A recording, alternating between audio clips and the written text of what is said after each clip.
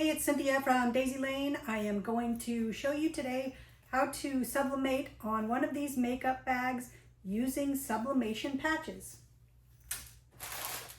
I got this whole packet of sublimation patches which comes in 4 different shapes, and I decided to pick a couple different ones to make a back to school pencil bag. So these are the 2 shapes that I decided to make my sublimation patches with, and I'm going to be putting it right on this makeup bag.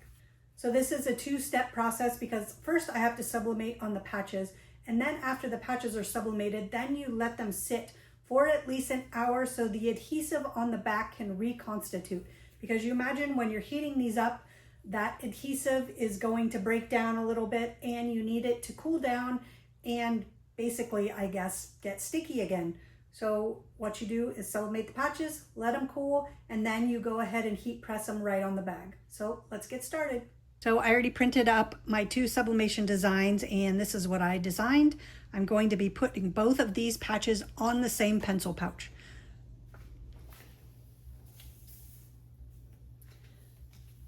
So first off, when using these patches, you're definitely going to want to make sure that you sublimate on the right side. There is one side that is fabric, and then the other side has the adhesive. So you definitely want to sublimate on the fabric side. So the first thing I'm going to do is lint roll these patches because you definitely want to take off any of the lint or debris that's on there, or else it can affect your sublimation design.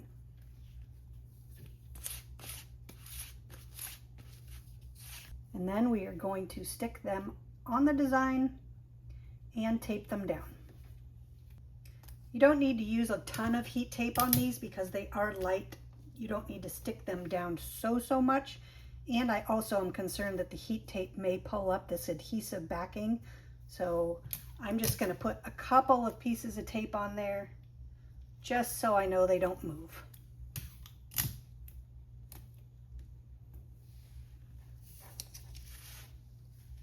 And the heat patches are all taped up.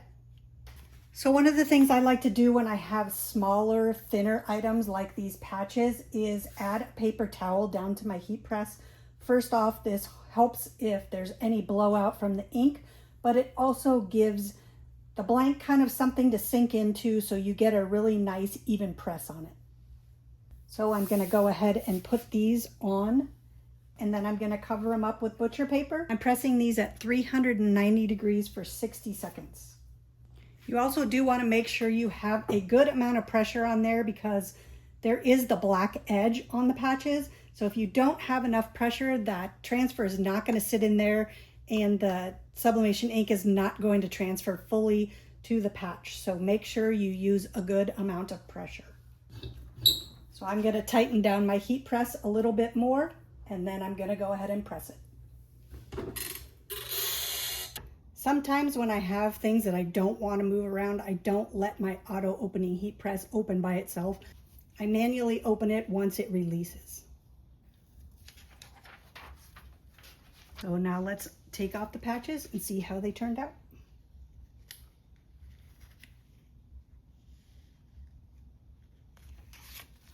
And you can see we had quite a bit of ink run on that blowout paper on the bottom. And you can see how much the blank pressed into the paper towel. And that's why I really like to use something like this so that the blank really has somewhere to sit when it goes down.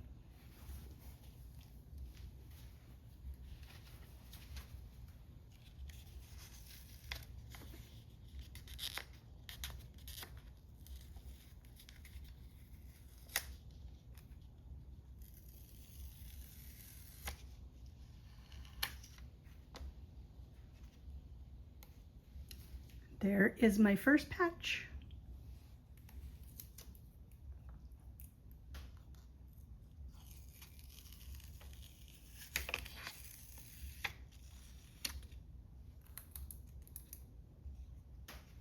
And there's the second patch. You can also see from the transfer, I got some really good, nice transfer of the ink. So the colors came out really good on these patches. So I've let my patches sit and cool for over an hour so the adhesive can reconstitute, And now I'm going to go ahead and put them on the bag so I can press it. And you have the adhesive on the back that you're going to want to pull back.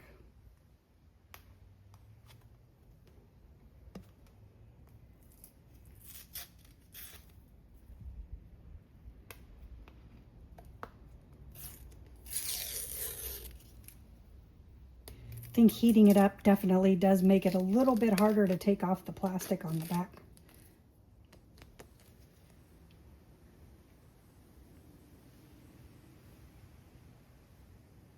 So I got all the paper off of the back, and this is how I'm going to set them on the bag.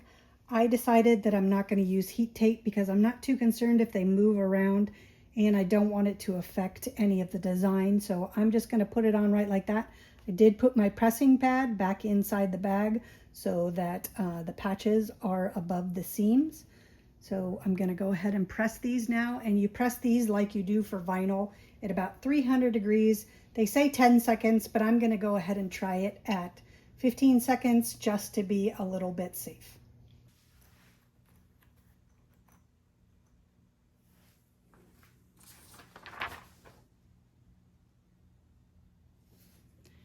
I am also going to still use butcher paper because the ink can transfer still, so I'm going to put butcher paper over there before I press. All right, so I'm going to go ahead and press at 300 degrees for 15 seconds.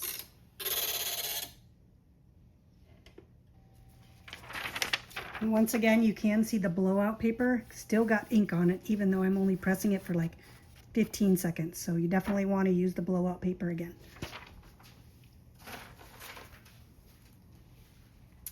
And here is the finished bag. Patch is stuck, and I think it looks really cute. If you're interested to know where I found the patches, where I found the makeup bags, or any of the equipment I used, I'm going to put some links down below.